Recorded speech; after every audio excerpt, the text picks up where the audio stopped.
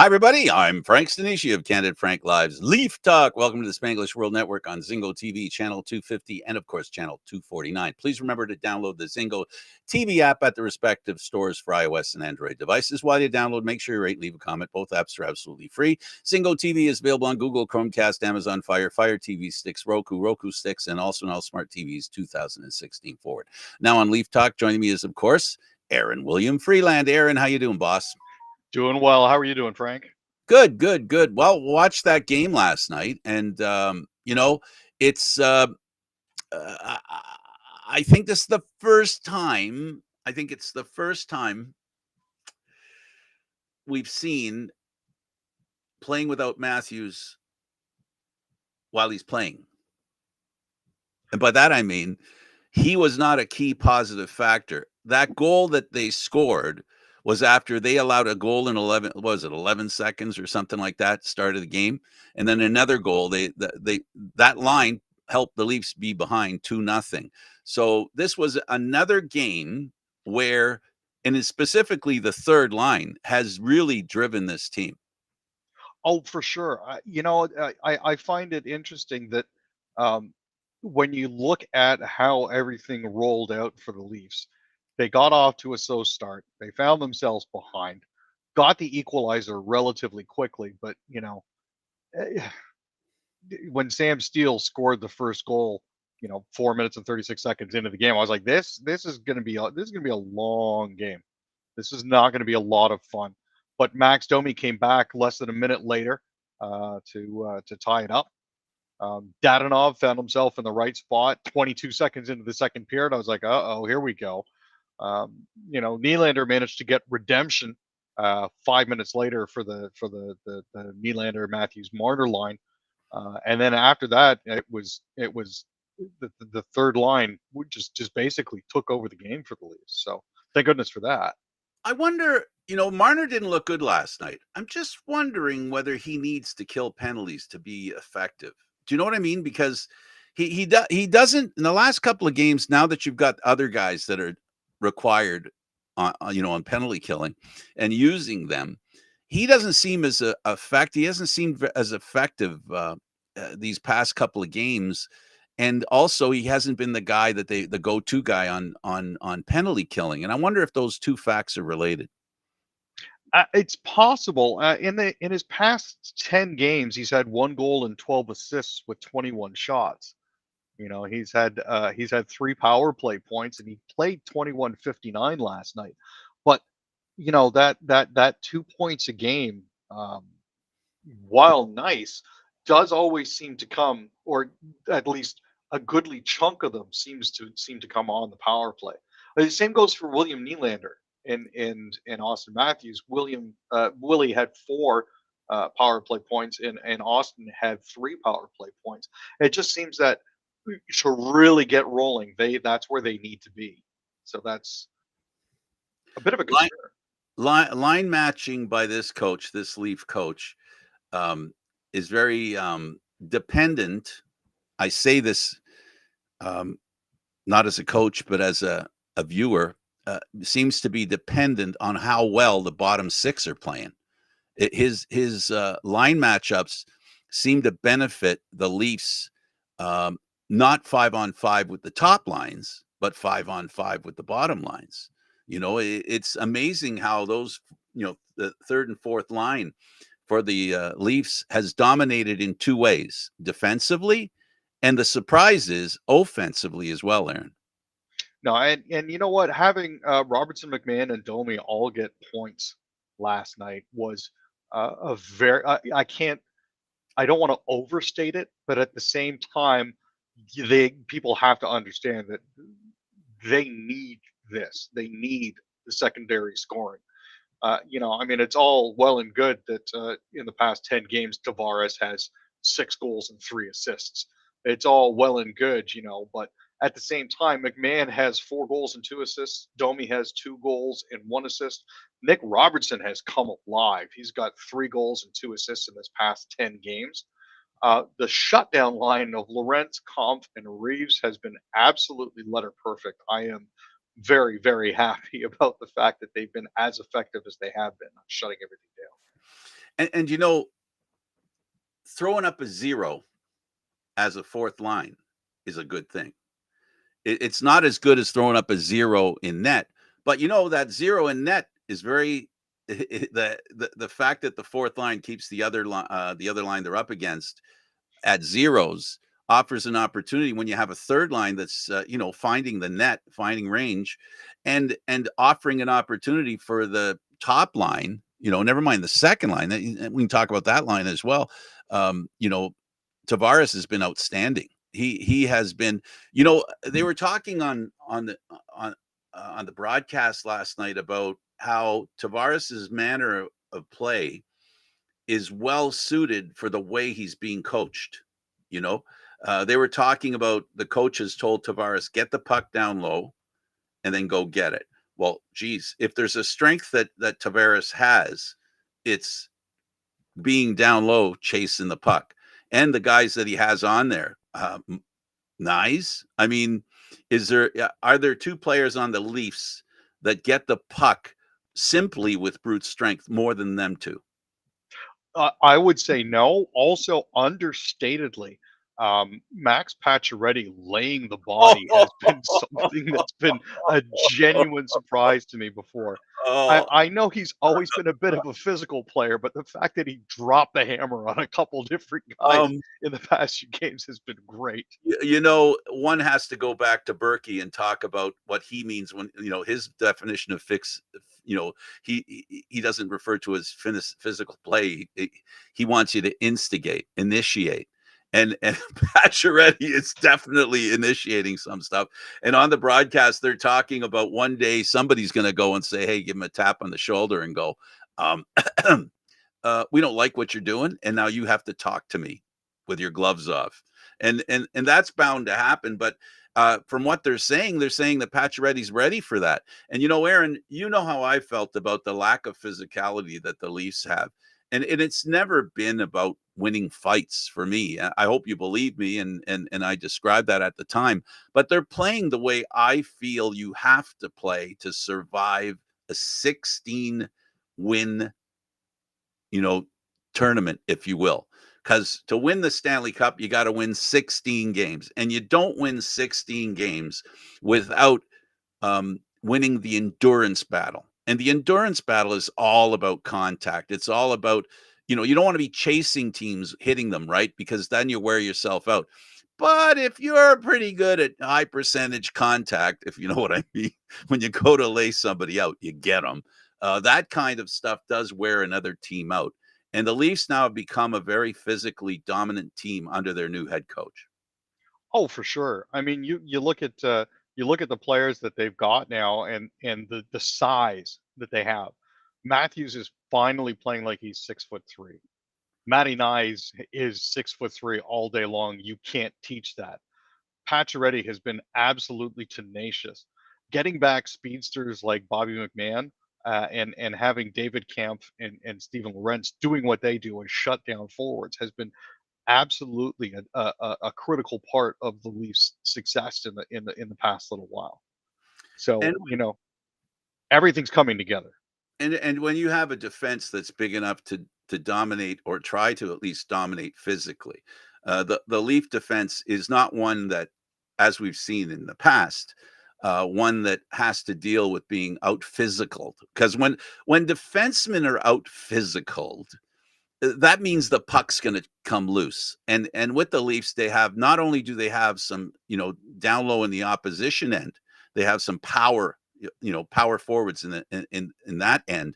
They have defenders that can not necessarily withstand or push away physicality, but move quick enough and can take a hit to make a play to lead the puck out of the zone, to make a pass. And they're willing to take a hit. And even in taking the hit, they're not taking it totally defensively. They're taking it defensively with the offensive thought in mind of passing the puck forward. And that's the big difference with this Leaf team today that I'm seeing, and it's starting to look like that more and more. There's a few hints of it early in the season, but it's starting to develop into that kind of thing where this team is rounding into a playoff team. Well, and the other thing that I think is very important to note here is the Leafs defense in the past 10 games has blocked 77 shots. That's Just the defenseman. That's 7.7 shots a game, which is huge. You go up into the forward stats there. Austin Matthews has 16 blocked shots. John Tavares has 11 blocked shots.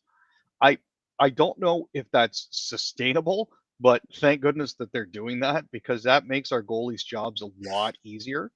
Um, but yeah, this is one of those things where you're looking. I mean, even on the penalty kill, their first penalty killing unit of Matthews, Martin, McCabe, and Tanev is responsible for 27, 35, 57 block shots in the past 10 games. Like not that is not anything to sneeze at. That is definitely them doing their jobs. So On one hand, the experts talk about some experts talk about you can't have guys like Matthews doing it. Your star players can't do that because it's a game of inches, and a couple inches this way or that way, you end up with an injury. But here's what I'm going to say to that point: if if they do it consistently, Aaron, if they do it consistently, the more they do it, the better they'll do it.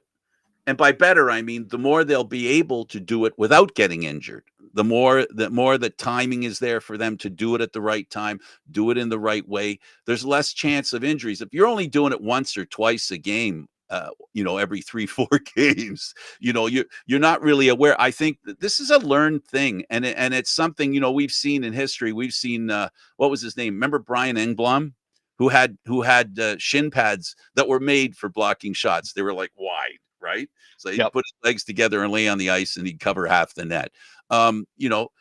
There is a learning curve, and you know what?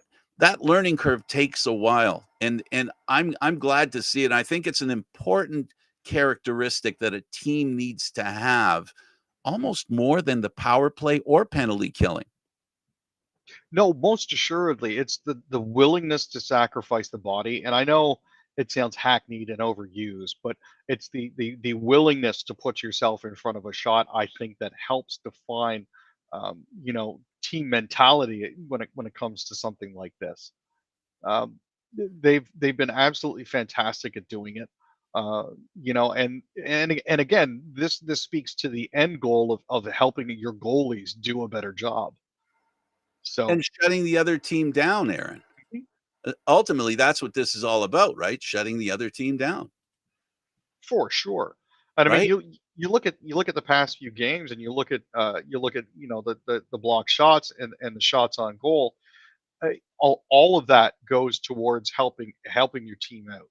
So I mean, if you look at the stats line, um, they they Dallas recorded 16 shots in the first period. That was not good. But they limited them to 9 shots in the second and only 14 in the third, while at the same time they got outshot 39-19. Like that is something that they definitely need to work on. But they had 16 block shots in that game. And what So does it mean? And what does it mean when you have a lot of block shots? It means that the other team knows you're going to block shots, so now they put themselves in a position where they might take a shot that isn't blocked only because it's not as dangerous. You know what? if if you push them towards the periphery like that, yeah, and it definitely seems like they're getting shin pads on shots and sticks on shots, at least through the middle. Which, and again, there were 39 shots on goal, but I think that is a It's little the bit quality of misleading. shots. It's the quality of shots. Yeah. It's the way the shots force the goalie to move as well. It's really important. It's really important that you don't wear the goalie out. When you're blocking shots, you're taking away a shot usually from fairly close, 20 feet, 25 feet, right? Where pro players can score from there easily. Wristers or not just slap shots, but wristers as well, right? Because they can shoot that hard. If you're blocking those shots, when they take those perimeter shots, the goaltender is just having to cover the angles, and because they're taking them from so far away, the goaltender has an opportunity to steer the puck out of danger. What we're not seeing with this Leaf team and these Leaf goaltenders, and I'm not trying to take away the credit of these, the goaltenders that they've had, how well they've played, but the fact is, you're not seeing 5 saves in a matter of 3.2 seconds, right? And if a goalie doesn't have to do that, go from side to side to side to side as a goaltender yourself, you know that if you're just pacing yourself with movement, you don't get as tired. And that's why these block shots are so important for goaltenders. I love seeing the way the goaltenders can just basically do the mathematical side of the game as opposed to the panic side, right? So, this is another reason the coach and the defense and the forwards they deserve a lot of credit for the success the goaltenders are having. But the qualifier is every so often the defense and the team springs a leak. And if the goaltender has enough energy and talent, which we've seen from all the goaltenders that have played goal for the Leafs, well, especially two, have made big giant saves when called on. We saw it last night. Before we start giving the impression that what we're saying is the defense is not forcing the goaltenders to make big saves. Oh, don't worry. They've had to make big saves, and there were a couple last night. I saw a glove save that was outstanding. Oh, that side to side that when he came across the front of the net, yeah, that was an absolutely fantastic save.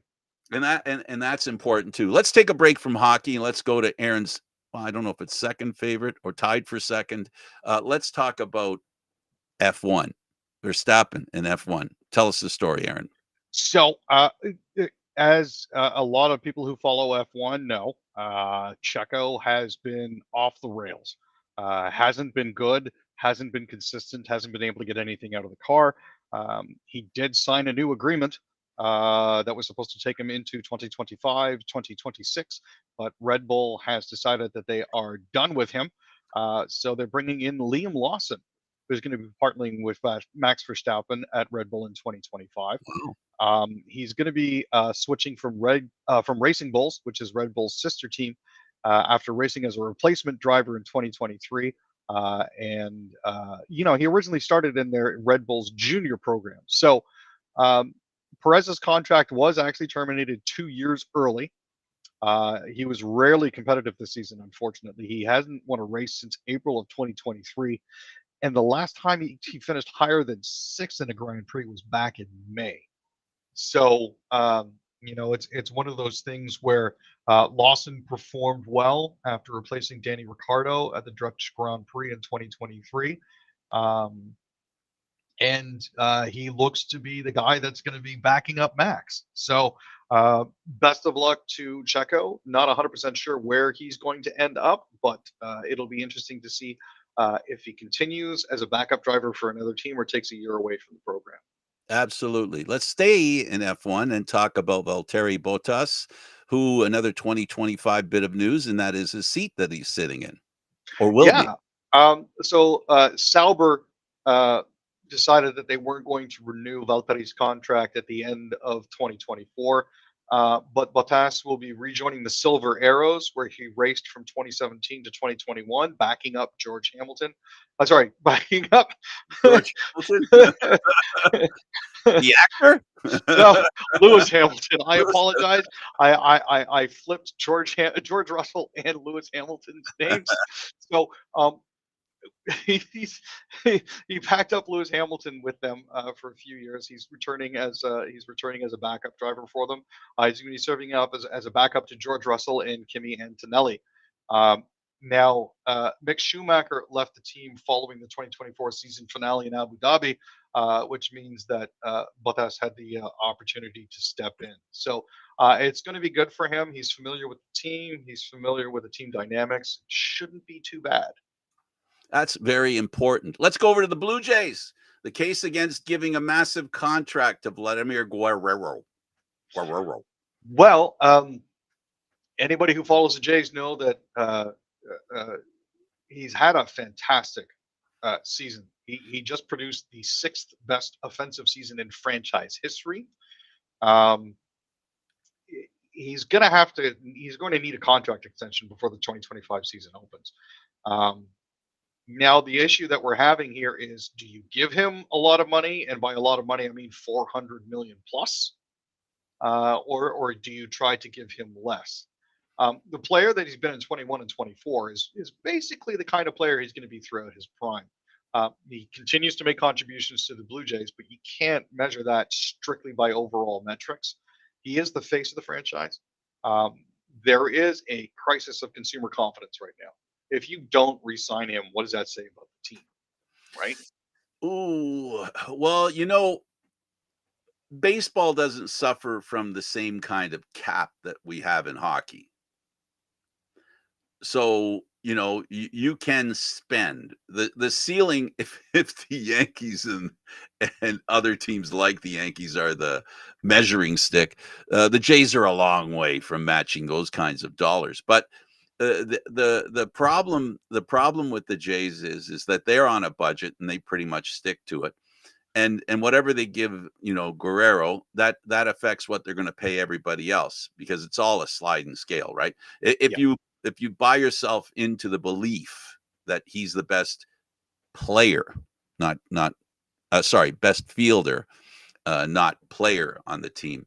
The pitching's different, and the pay scale is different for pitchers. I see them being forced to pay him big star money because of what you said, and that he is. As much as you want to call it the face of the franchise, I'll call it the guy that stirs the drink offensively.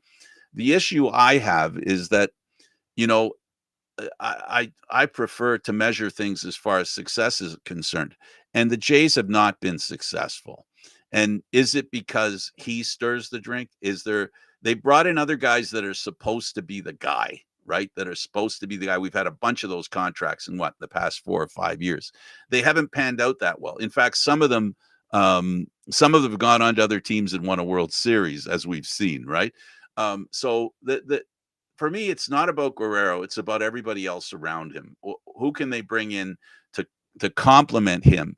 Because he's a pretty good fielder. He's a really good hitter, but outside, he's not a real good runner. I mean, he runs well for his size, but he's not a really good runner. So there's a lot of things that get you a victory in baseball, and he doesn't provide all the things. So it's really about paying him enough to keep him, but make sure you have enough to complement him with other guys. And that's what I'm more concerned with, Aaron. That I 100% get, and it's an interesting tightrope that they have to walk.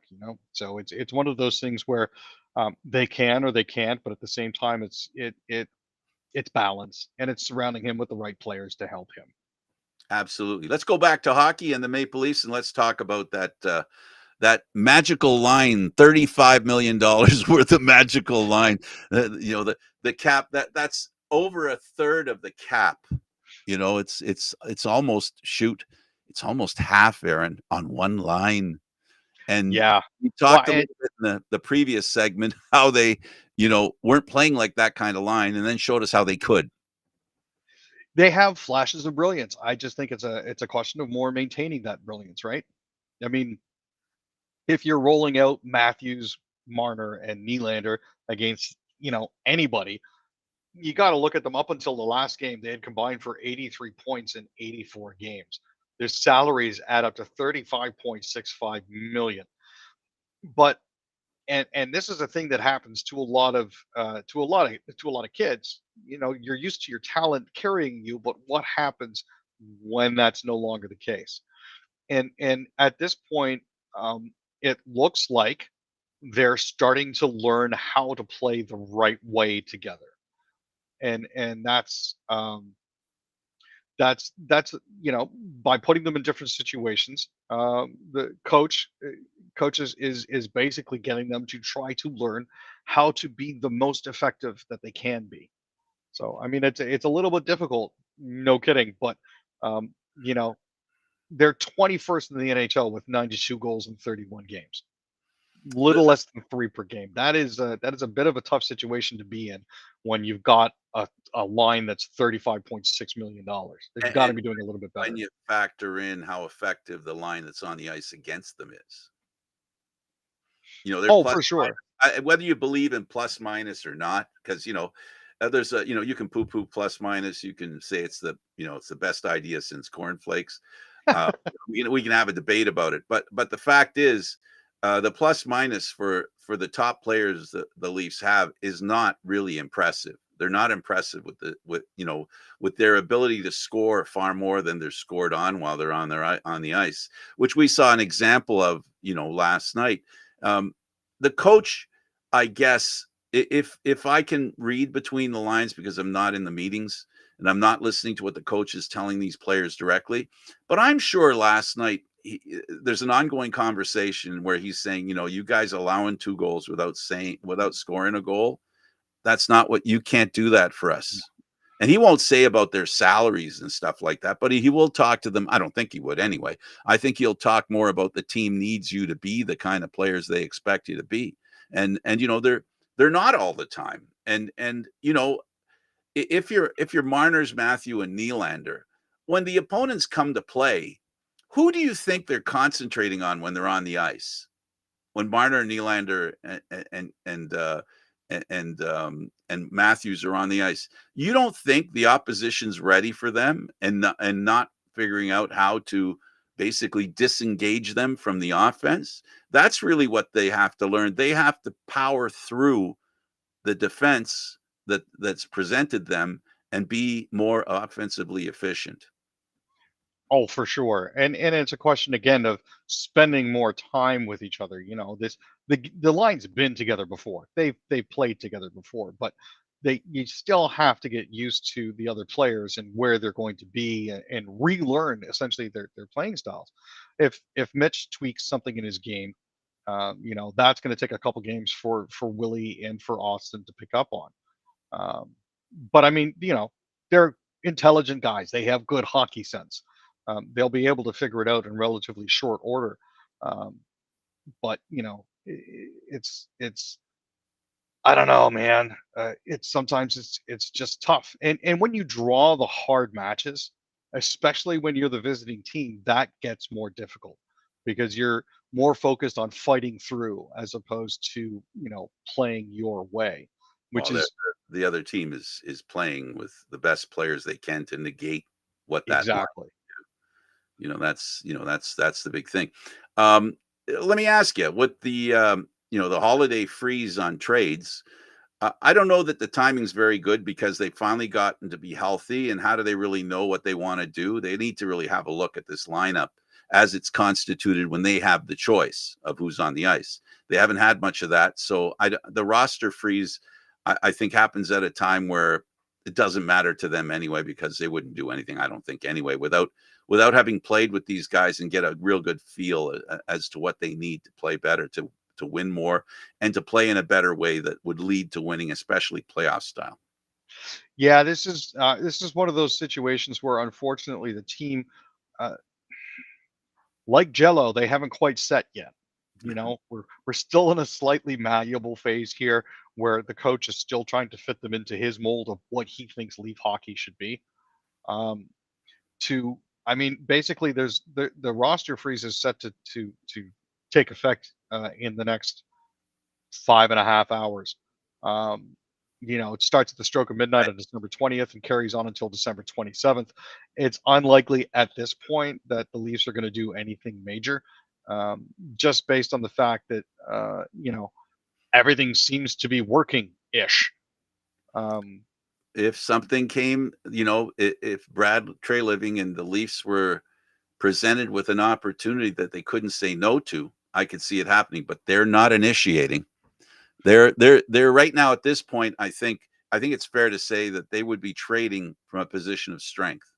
And if there's a partner out there for them, it would have to be somebody that's trading from a position of weakness to make a deal now in these last few hours, or even the first few hours after coming back and the roster freeze thawing out. and there's a few pieces out there that they could potentially move. I mean, Matt Benning is still around. He's playing with the Marlies right now. They haven't really found anything for him to do. Um, Connor Timmins and Philippe Myers are another couple of players that could potentially be moved before Good midnight depth tonight. pieces, Aaron. Good depth. Those are the kinds of guys you need in the playoffs. They are, but the question is, does Brad think that he can get something better for them? Like I And said, from a position of strength. yeah, If somebody knocks his socks off and offers something and says, "What do you give me for this guy?" and Trey Living starts with the guys he really doesn't need, how hard is that to say no to and trade the something you think you don't need for something that you could use? And the other issue is they're only playing around with $663,000 worth of cap space right now. Yeah, They and they need to brought make a Murray money in, money out deal. and So they brought Murray back in, and the only yeah, reason Murray's going to get a chance to play is because Stollers is out. exactly. And I mean, and Murray had a good game on Wednesday night. He managed to get a shutout with the Oh Marlins. yeah, So you 3 know, nothing they won apparently, yep, and that's a good thing. And he hasn't played in over a year. You know, yeah. and I saw an article, and I read an article about some quotes from him, and where he was saying, it sounds to me like all he's trying to do is do what he can this year with the balance of this year to set him up for next year's contract. He has a 1 year contract, 850, I think, $1,000 a year, something like that. So he's looking to set himself up for next year. And I'm not sure the quote really gave me the indication that he wasn't really worried about being a Maple Leaf. That wasn't. No. He's realizing he can read the tea leaves, right? He's saying, well, I can use this organization in this situation right now to establish what I can do next year, and as far as earning a contract. I mean, at this point here, he's really just happy to be with the team, and I respect that. Every hockey player wants to be playing, whether it's in the AHL, the ECHL, or with the Maple Leafs. I mean, ideally, most of them would rather be playing up in the show, but Murray's, yeah, as you mentioned, Murray's doing everything he can just to make sure that he's still playing. So, Yeah, absolutely. Let's skip over to the third period. We have a little shortened show today, and I'd like to talk a little more about the Leafs at the end of the show from a different perspective. But let's go to the third period and the Habs. And so the Habs have made a trade, Aaron. they have. It's one of those. This is one of those things that Brad was talking about when he did his press availability the other day. When it comes to the roster deadline, and the freeze, they're basically just looking to move around a few minor league parts and a few minor players. They've sent Justin Barron to the Nashville Predators in exchange for Alexandre Carrier.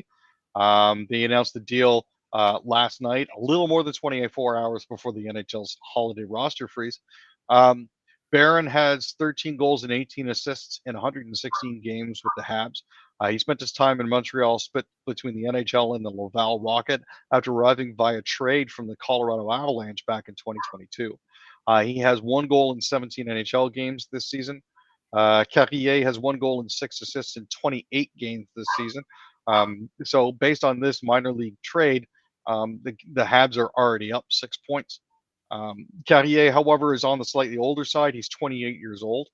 He's had 11 goals and 58 assists in 248 games in Nashville. Sorry, 245 games in Nashville. The Preds selected him in the fourth round, 115th overall in 2015. He is he goes from the other trade is he went from being Carrier to Carrier, Exactly. right? French Canadian kid going home. Must be a proud moment for him and his family. A big deal. Good for him. Good for his family and his experience and age. I think is a message. This trade is a message to the rest of the team that bringing Line in and having Line help that power play immensely has really blown some wind into the sails of the Montreal Canadiens' hope to make the playoffs. They're not out of it. They're not out of the playoff race. They're in the same situation a lot of teams have had to be in hoping to play very consistently and garner a lot of points that they didn't garner early in the season to make some noise and try to make it in the playoffs. This is a trade, in my opinion, that Montreal is stating to that locker room, hey guys, let's see if we can do this. We'll give you an extra piece that maybe will help you to be more consistent. We've added some scoring up front. We didn't make a trade. It was the trade that didn't make, but it was like a trade, bringing Line in finally and doing what he's doing, help their defense a little bit. The Montreal Canadiens are a very proud organization, and this trade was made to try and feed that pride. Oh, 100%. The other thing that you have to remember is even with this trade, the Habs are still bad. So, at Well, the end of the day, if they can instill a little more confidence into their players by sticking with what they've got, then and it continues to work, then by all means, I think they should absolutely go for it. But um, you know, yeah, give and take, push and here's, pull. here's how I'll agree with you and both agree and disagree with you. My agreement is that yes, bad because the Bruins have straightened themselves out and the Senators have straightened themselves out. So the perception of what Montreal has to do has become more drastic. You know, if the Bruins were the Bruins before they got rid of their coach, and the Senators were the Senators before they found their goaltender, you know, this move by Montreal would be far more effective. But now what they've got is they've got to get past the Bruins and the Senators.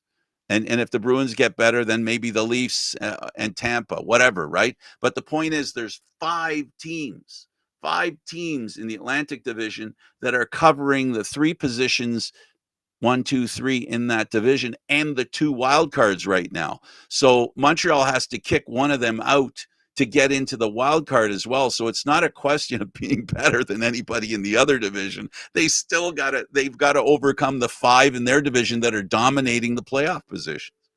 Yeah, the Canadians right now are sitting ninth in their conference, which means that they are 1, 2, 3, 4, 5, 6, 7 spots out of a wild card spot currently, which is not anywhere you ever want to be. And the fact that they put themselves in a hole by being so far under 500 means that there's a long, hard road ahead.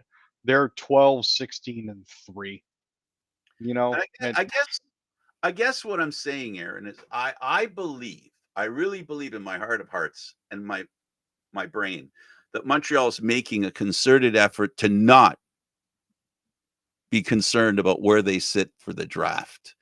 They want to be in no man's land where they're not in that place where they could win the lottery, and they don't want to be a lottery team. I think this is them saying to their fans, we're not a lottery team, we don't want to be a lottery team, and they want to establish some hope. This team has to do that. The Montreal Canadiens cannot be the team they've been this year and last year and the year before that.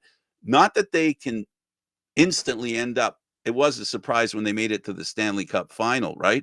But that's the position their fans expect the Montreal Canadiens to be in. And you know what? They can't disappoint their fans.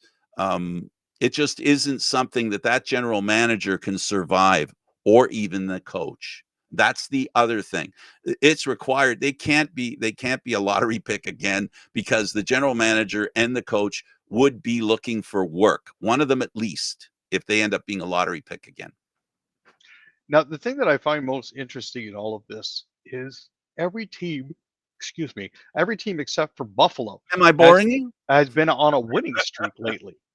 Absolutely. You know, like the Leafs have That's won it. 2 in a row, the Panthers 2, the Boston Bruins 2, the Tampa Bay Lightning have won 3, the Senators have won 4 in a row, the Red Wings have won 2, the Habs have won their last game, but Buffalo Sabres are now winless in far too many games.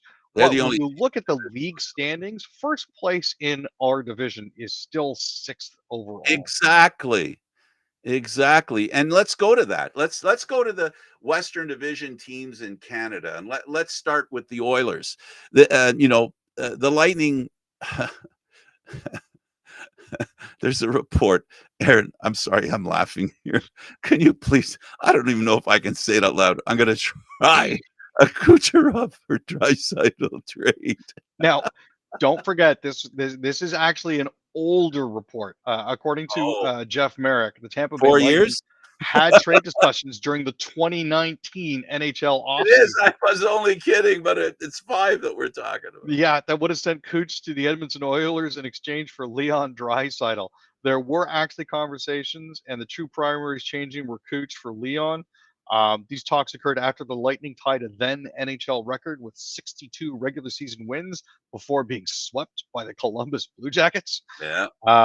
Kucherov had just won the Hart, the Ted Lindsay, and the Art Ross, but had a nightmare postseason that saw him get suspended for Game 3. Um, Obviously, they didn't go through with that. Thank goodness. It was the right call. In 48 For who? playoff games during their Stanley Cup For winning run, who? For who? Tampa. Was that a Oiler trade, or is that a Tampa trade winner? It definitely sounded like more of a Tampa trade. And speaking of teams not wanting to find themselves in lottery positions, I I'm curious as to how all of them first round draft picks worked out for the Edmonton Oilers, seeing as Not they still well. haven't won a cup. Not well. And the league now passed a rule because of that, not allowing a team to do that. They rejigged the draft because of the Oilers and their constant, winning the Tanking. lottery, right? And tanking and benefiting. And it really didn't matter because that rule the performance of those first round opportunities by the Oilers did more to stop that than the rules saying they can't have it. It's almost like when you get the power play, and every time you have the power play, the other team scores. You got to tell you what, I'll turn down the power play. I'll turn it down. I don't want a power play. We decline the penalty, just give them a goal. Let's play 5-on-5. We don't really like the idea of having a power play. And that's essentially what happened to them. Okay, enough about Edmonton. Let's move on to the Jets. And this is the team that, Canada's hoping and waiting for an opportunity. If you're a proud Canadian and you're a Canadian hockey fan, not a Leaf fan that hates everybody else, not a Jets fan that hates everybody else, not an Oilers fan that hates the Calgary Flames. But if you're a Canadian hockey fan and you'd like to see, like I am, a Canadian team win the championship, the Jets are really the team that has played from the beginning of the season with the team that can accomplish that goal. This game, and where are they at right now, Aaron? Well, they're 23-10-1 with 47 points, currently sitting on top of the NHL standings, so that's a good thing. The unfortunate thing is Troy Terry scored with 24 seconds left, and there wasn't enough time for Winnipeg to come back from that. Frankie Vetrano actually scored his second goal with 4:46 left. The Ducks have now won back-to-back games for the first time since November 19th of this year. This is also the first time they've won in regulation in 3 weeks. Like that is oof, a tough road to hoe. And how about the hockey club? They beat the Canucks. Yeah, this was one of those things where it looks like Utah was trying to get a little bit serious about it when they acquired Sergachev. He scored 4:48 into overtime, 12 seconds left. Lifted the Utah Hockey Club to a 3-2 win over the Canucks on Wednesday. Clayton Keller and Dylan Gunther scored for Utah in the third period to force overtime. Carl Vomilka had 24 saves. Danton Heinen and Dakota Joshua scored for the Canucks, and Thatcher Demko stopped 28. Quinn Hughes had assists on both goals. Utah is now on a 3-game winning streak. The Canucks are now in a 4-way tie on points for first place in the Pacific Division, along with the Edmonton Oilers, Los Angeles Kings, and Vegas Golden Knights. It is a logjam. And I talked about wanting to talk about the Western Division Canadian teams. They're all in the playoff hunt, every one of them. Oh, 100%. I mean, you look at the wild card standings right now, and in the Western Conference, it's Winnipeg, Edmonton, and Vancouver and Calgary are the wild cards. So the Leafs are doing their bit to hold up their end of the bargain.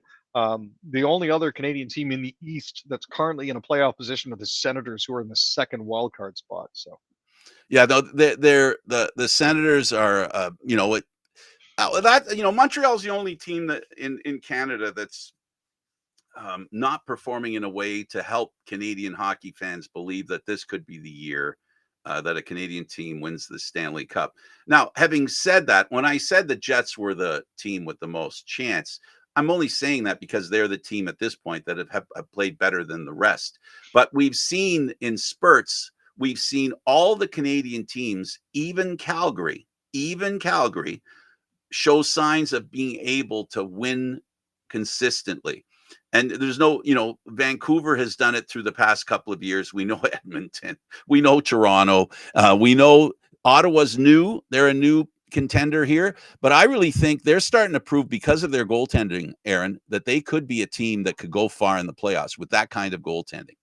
well, definitely acquiring Olmark has been a huge help for them. He's played fantastically the past few games for them. One of the big reasons why I think at this particular point they are sitting in fifth with 34 points and they're over 500. Without him, that simply doesn't happen.